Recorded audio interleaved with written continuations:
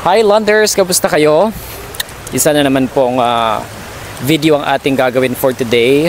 Dito pa rin sa isla ng Boracay Island. At gaya ng ating ginagawa dito, nilalakbay natin ang 1, 2, 3 Station 1 dito sa Boracay para maghanap-hanap ng potential na pwede natin ma-interview dito sa Boracay Island. Mapababae ka man, lalaki, tomboy, or bakla. Kahit ano ka pa. Pag naispatan kita, interview ka. Hi guys! What's your name? My name is Sophia. What about you? Alexandra. Hi Alexandra and Sophia. Where are you from? I'm from Malaysia. Wow, how about you? From Russia. Oh, so, first time here in Boracay Island? No, actually this is my second time. Yeah. And since it's not your first time in Boracay Island, what can you say about Boracay Island? It's really like pretty amazing, good place to chill. Yeah, it's good vibes. How about you? Alexandra, right? Alexandra, Yeah. just same. Here pretty just chill. Yeah. Kind of bored, but it's nice. First time here in Boracay? No. Not couple times. Yeah. What do you think are the changes compare before and now of Boracay Island? I think same. It's just the same. Yeah. For me, yes. What can you say about the local and of course the food here in Boracay? Food? What we like eat Italian food. Yes, Italian food is good. Yeah, but local. Local, maybe before I tried, what is that? I don't know, maybe some soup. The, what is it? Bulalo? Oh, bulalo. Yes. It's pretty good. Great. What do you like most about the island? Oh, the most I like, they have like pretty clear water. That's it. Nice island. I like. Since you're from Malaysia, what do you think what do you think are the similarities between Malaysia and Philippines? I don't. I have no idea. Like How about you? people. The people, right? Yes, Yeah. the people. Yeah, that's true. How about you? Between Malaysia or Russia? No. Between Russia and Philippines. Of course, we have a winter. Here is don't have winter. Yeah. Then, I don't know, people, of The course. people as well. Yep. Overall experience so far here on the island. What? Overall experience so far. Like, how would you describe Boracay in one word? Just beautiful. That's all. How about you? Amazing island. Great, perfect. Thank you guys. Thank you. Would it be okay if we can post this on our social media? Do you have an Instagram? Sure, yes. What is your Instagram account so that we can tag you? Sure. How long you've been here now? In Philippines or in Boracay? Boracay. Just first We day. just touched down. Yeah. And how many days you're gonna stay here? 3 nights. 3 nights. After here, are you gonna go a different location? Back to Manila. We're living in Manila. Oh, you Yeah. live in Manila. Have you been to Siargao or not yet? Are you Not familiar with Siargao? No. Okay, well, naghahanap tayo ngayon ng mai-interview natin dito sa Boracay Island. Mag-promote muna tayo. Sa lahat ng ating mga turista in the future, if you guys want to come and visit Boracay Island in the future and looking for some water adventure, kahit ano pang water sports activities na yan, Luxury Sports Travel Services ay laging handa upang kayo ay bigyan ng umaatikabong satisfaction luxury experience dito sa Boracay Island. So mag-book na po kayo ng mga water sports activities, especially island hopping tour with boodle fight set up, yacht cruise, lahat ng klaseng aktibidad meron tayo sa Luxury Sports. Message na kayo, ilalagay ko yung information dyan sa baba, sa link. Wow, napaka-sexy. Thank you so much. What's your name? My name is Rodmark de la Puerta, aka Contessa. Wow, hi Contessa, how are you today? Okay lang. Ito masyal sa Boracay. Wow, as a turista. Medyo. Dito ka ba nakatira? Work po ko dito ngayon. Dito po ko nakatira. Wow, so how long you've been working here sa Boracay? I've been 3 years. Working here. Yeah. Like if you don't mind asking, what kind of job do you have? Beauty salon. Wow, kamusta naman ang work mo as a beautician? It's a good. Good gid siya, maayo gid siya. Kag manami gid ang obra namon diri sa Boracay. Really? Yeah. Parang nagpa-plastikan kami dito ah. Since dito ka nakatira sa Boracay for like 3 years na, no? Yeah. How would you describe Boracay Island sa mga turista natin na hindi pa nakakapunta? Come na kayo dito sa Boracay Island kasi maganda yung place at maganda yung pag-cabinet ng mga tao sa atin at maganda yung assist sa atin ng mga tao dito sa Boracay. Pumunta na kayo at maganda dito. Wow!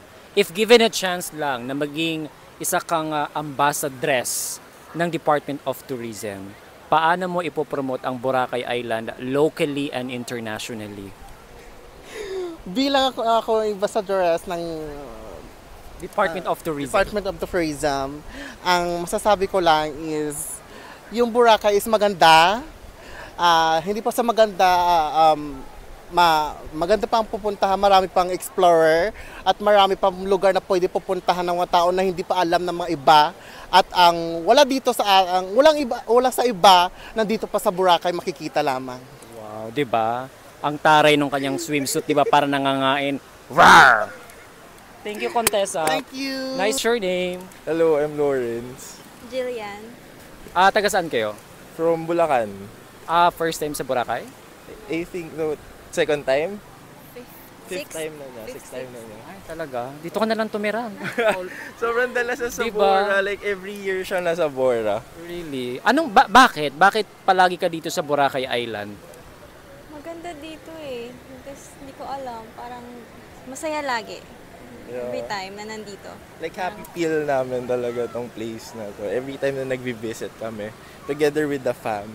Like, super happy namin together with the, kasi ang saya sa beach. Since hindi nyo na first time sa Boracay Island, ano yung meron sa Boracay Island na wala sa ibang mga tourist destination sa Pilipinas?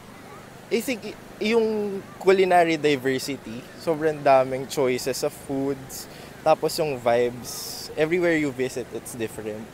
Great. What do you love most about the island?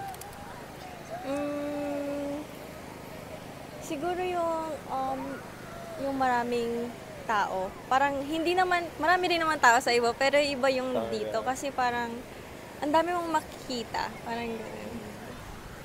Ikaw? Ako, what I love about Boracay is yung yun nga, diversity. You meet a lot of people din na iba-iba yung cultures. That's why I love Bora. Ano yung mga learnings mo? Meeting new people, the culture and the food? Learning ko is that, have fun every day. I think, live your life to the fullest every day. Napakagandang yun, quote. Live your life to the fullest. Ikaw naman? Same lang din, live your life to the fullest. Parang, Ako meron din ako. Live life smart. Joke lang. Smart ba yun? Live life. I just want to ask you a few questions about what is your impression of the island? I like Boracay because the beach is really good and the water, sometimes small waves, sometimes big waves. It's I like the view here. What is your name and where are you from? I'm Miguel and I come from Germany. Wow. Is this your first time here in Boracay? No, this is my 5th time. And what can you say about, since it's not your first time here in Boracay Yes. Island, what do you think is the difference between the other tourist destinations in the Philippines and Boracay Island?